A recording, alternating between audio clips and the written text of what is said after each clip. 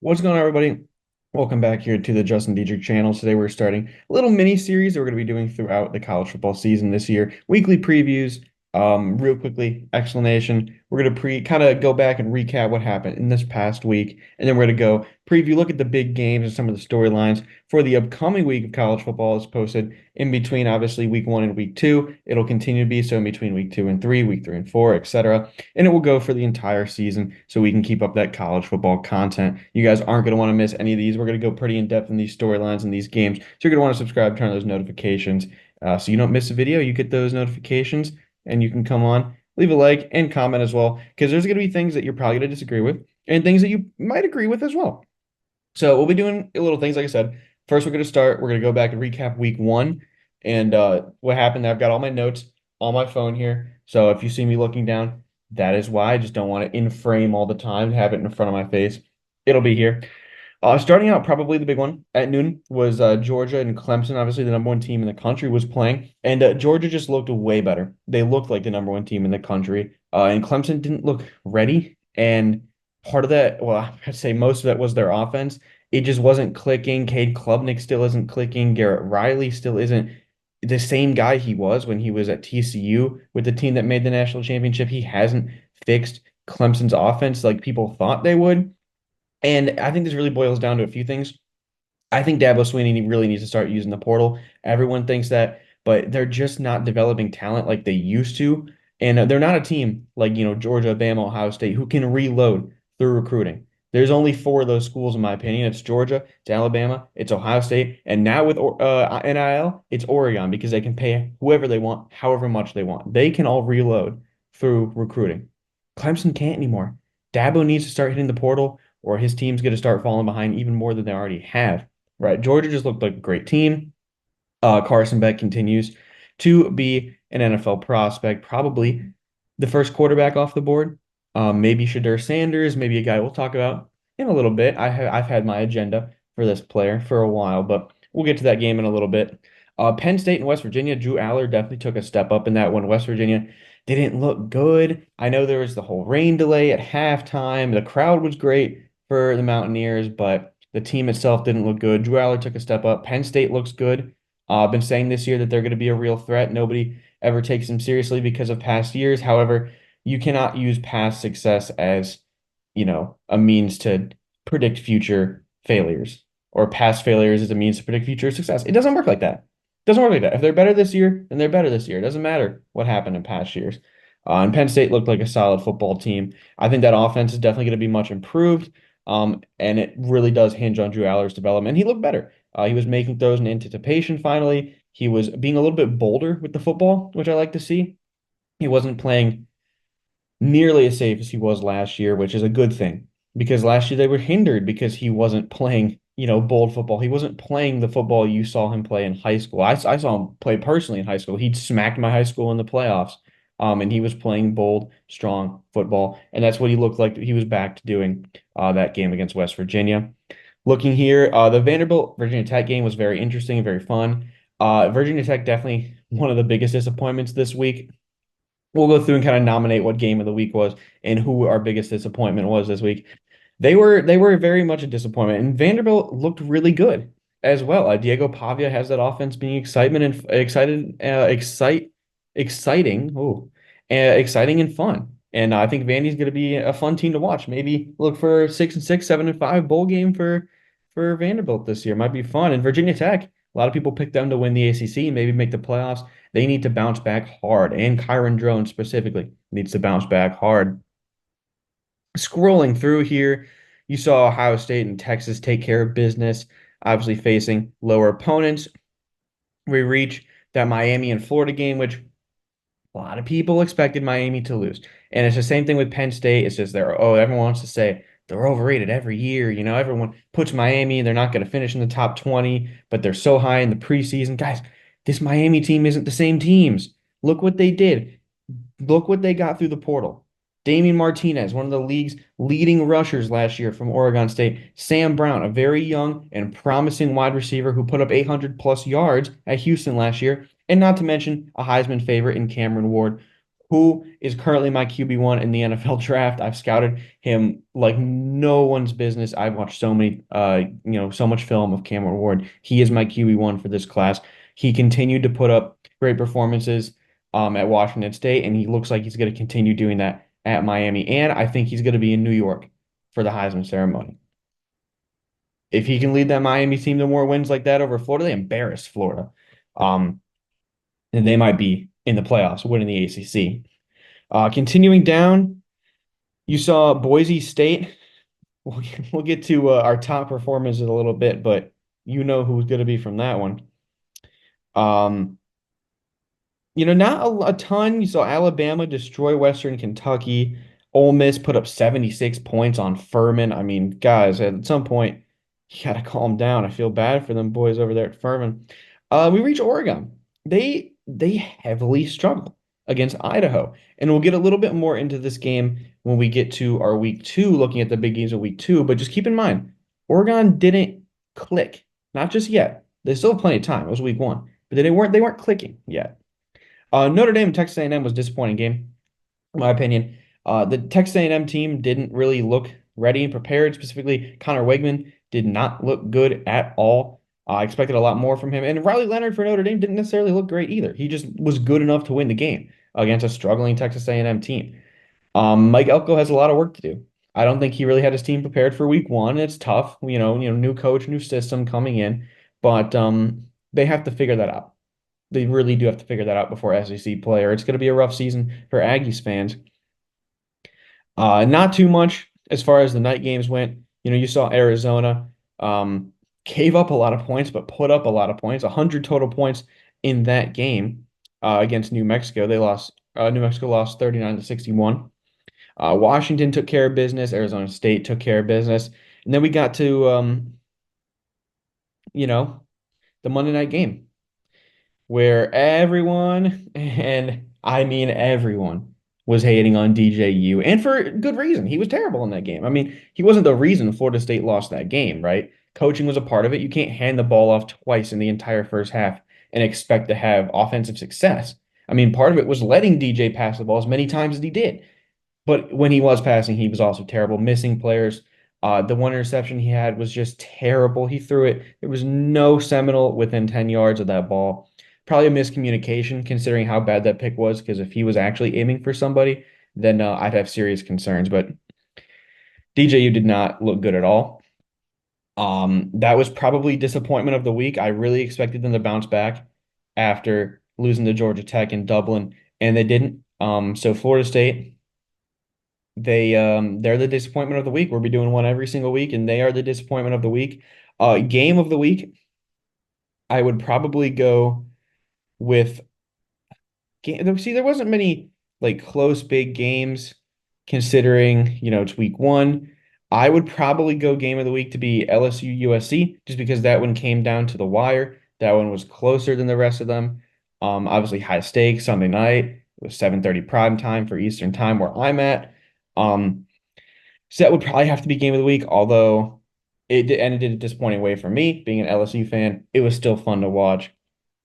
And now we get to look at our top performers. We'll be nominating three. The first one will go back to that 76 points scored by Ole Miss with Jackson Dart. He put up 418 yards and 5 touchdowns, only having 5 incompletions. I know it's against Furman, but come on, that's still video game numbers ridiculous. He also ran for a touchdown. So 6 total touchdowns, about 440 total yards, and 76 points hung up on Furman. He's got to be nominated at least. I mean, whether you like Jackson Dart or not, or whether you're a believer in Jackson Dart, the talent is there, and he put up insane numbers. He's got to be nominated on that list. And then the second one we're going to nominate is going back to that 100 points scored for the Arizona Wildcats to Teroya McMillan. 10 catches, 304 yards, 4 touchdowns.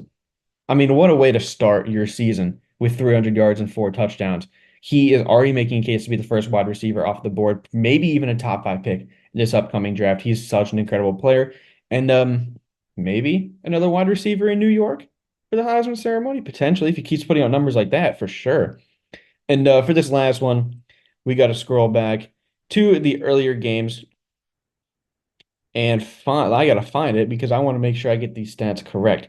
We go back to Boise State, Georgia Southern, and we look at Ashton Jeanty, 20 carries, 267 yards, six touchdowns. Six touchdowns on 20 carries. Ridiculous. He also caught three balls, but only got 4 yards.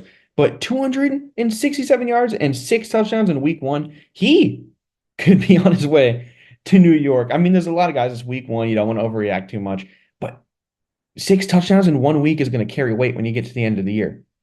I mean, you might not realize that now. That's going to carry a ton of weight when you get to the end of the year. As far as to pick one of those three performances, I think it's going to have to be Ashton Jeanty for Performer of the Week. He's on the thumbnail, so you might have seen that coming. But six touchdowns and 267 yards on 20 carries is ridiculous. And he wasn't even facing FCS. Georgia Southern is an FBS school. Um, ridiculous, ridiculous numbers. Now we're gonna make it to week two, right? We did a little recap of week one. This is how all these episodes are gonna go. You're gonna recap the past week, do our disappointment of the week, our game of the week, and then our top performer. Now we're getting to week two. We're gonna go through, look and talk about some of the big matchups, nominate who or what I think game of the week will be. What I will be watching the closest, as well as some of the top storylines because there's a few rivalries. There's some other storylines going on. There's some playoff teams who are playing. So it gets interesting. Starting off, we'll look at a rivalry. Pitt and Cincinnati play at Nippert Stadium. I will be at that game, so some of the noon games, noon Eastern time, I will not be tuned into as much, which is unfortunate because Texas goes to Michigan, 3 versus 10. That's going to be such an insane game. I do think Texas is going to win this game. They just looked better in week one. And I know Florida State's probably a tougher opponent than Colorado State, but Texas just looked better. I think they've got more veteran talent, more proven talent. Obviously, their quarterback situation is a little bit more secure with Quinn Ewers. You don't know who's going to be playing over there at Michigan. Is it Davis Warren? He didn't look great. Is it Alex Orji? He didn't really look great either. I think Michigan's probably going to get embarrassed, and I know Michigan fans are not going to be happy. They're very proud of their team. They're very proud of those colors and that school. They're not good this year. You guys won the national championship last year. That's cool. That has no bearing on this season. This season is a different team. You lost a lot of your guys to the draft, some to the portal, like Keon Sabb. You lost players. You aren't going to reload. I think this is going to be a disappointing season for the Wolverines. And I think this game against Texas will start that and make people realize that because Texas is going to win by at least 17 points, in my opinion. We can go over, I think, a really interesting one. Arkansas at Oklahoma State. Arkansas looked really good. Taylon Green and Jaquindon Jackson looked like a really dynamic duo in that backfield. And Oklahoma State, they're ranked. Boone Pickens stadiums are really, really fun environment. I think that's just going to be a fun, interesting game. If you get the multi-view, you're going to get a rewatching that Texas and Michigan game more closely. But that could be one to have in the corner. Maybe peep over and watch that one a little bit. Continuing to look, Georgia's going to crush Tennessee Tech. Baylor and Utah, Big 12 conference matchup. I expect Utah to win that one pretty handily. And then we get to another thing on the thumbnail, the Iowa and Iowa State rivalry. This one's at Iowa at 3:30 p.m. So I will probably be able to watch this one and tune in. This one should be fun because I'm not fully bought in on Iowa's offense yet. I know they look better, right? But it was Illinois State, wasn't FCS school. And Iowa State's a good team. Rocco Beck's a very good quarterback. I think Iowa State's going to compete in the Big 12 this year. Maybe 8 or 9 wins, maybe even make the Big 12 championship game. Iowa, I think, might lose this one. If I had to pick, if I was a betting man, I would probably take. Ooh, if I was a betting man, I probably wouldn't even bet on this game because I think there's a solid. I think it's 50-50 between these two teams. Um, but this is going to be a very fun game to watch. Continuing to look, South Carolina at Kentucky. I think that's going to be really fun.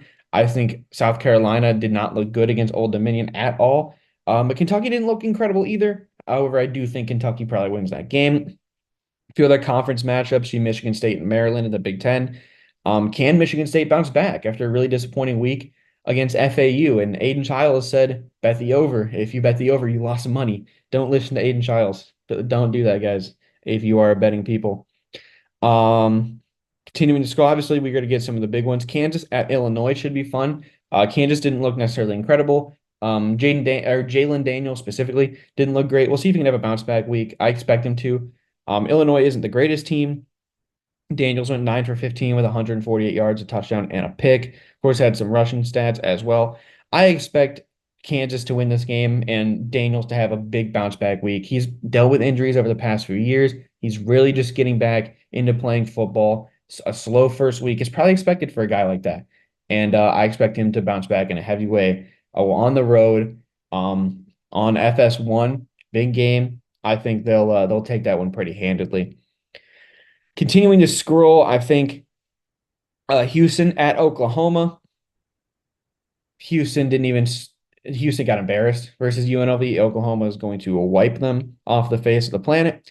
App State at Clemson, I think could be interesting. How does Clemson bounce back from an embarrassing defeat versus Georgia? How do they respond? That's the big thing to look at.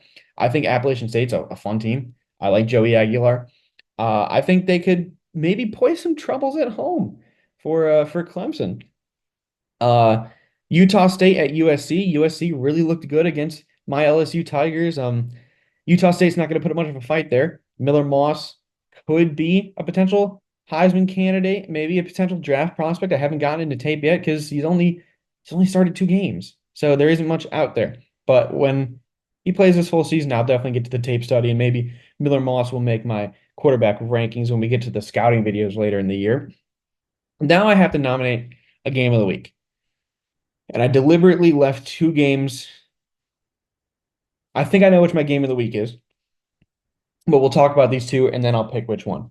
So to start, Tennessee travels to Raleigh, North Carolina to take on NC State. This NC State team struggled against Western Carolina in week 1. They did not look good, and Tennessee did look very good. Currently, ESPN gives Tennessee an 88% chance to win this football game. I think that's a little high. Grayson McCall looked okay. I think he's going to bounce back and surprise some people. This NC State team needs their defense to step up heavily because they didn't look good against Western Carolina at all. Tennessee, Nico Iyama Liava. I can't say that name. He's Nico. Nico looked really good. I think obviously really young quarterback, really young player. He hasn't seen a lot of game action yet. I think NC State's going to be able to bring out some defensive looks, potentially confuse him. Anytime we get a top 25 matchup between two teams, and especially NC State is a really, really fun environment. They've got a great fan base, a cool stadium. That'll be a really, really fun one to watch at 7:30 on ABC. I will be tuning into that one 100%.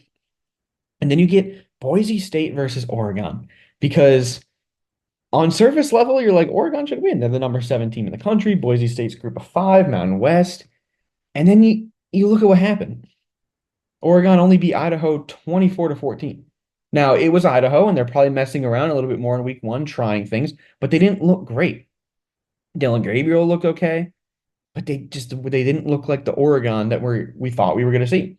And then you look at Boise State, their defense was god awful, and they really couldn't pass the ball. But Ashton Jeanty can carry that team. And if Oregon can't stop Ashton Jeanty, they have a potential to lose this game. At 10 o'clock on Peacock, unfortunately, they put some good games on Peacock. I'm not a fan of how they do the whole streaming thing. That's for another time. Boise State or Oregon is going to be very interesting because this could, even if Oregon wins this game, if Boise State keeps it close, this could spell major, major troubles for the Oregon Ducks coming later in the season. With that, we have to nominate a game of the week, and it is going to be Tennessee NC State. You have that top 25 matchup. You have, a very storied SEC school traveling to a very, very fun and electric fan base of the NC State Wolfpack. I think that one's going to be super, super fun to watch. If I had to make my pick for that one, unpopular opinion, I'm picking NC State.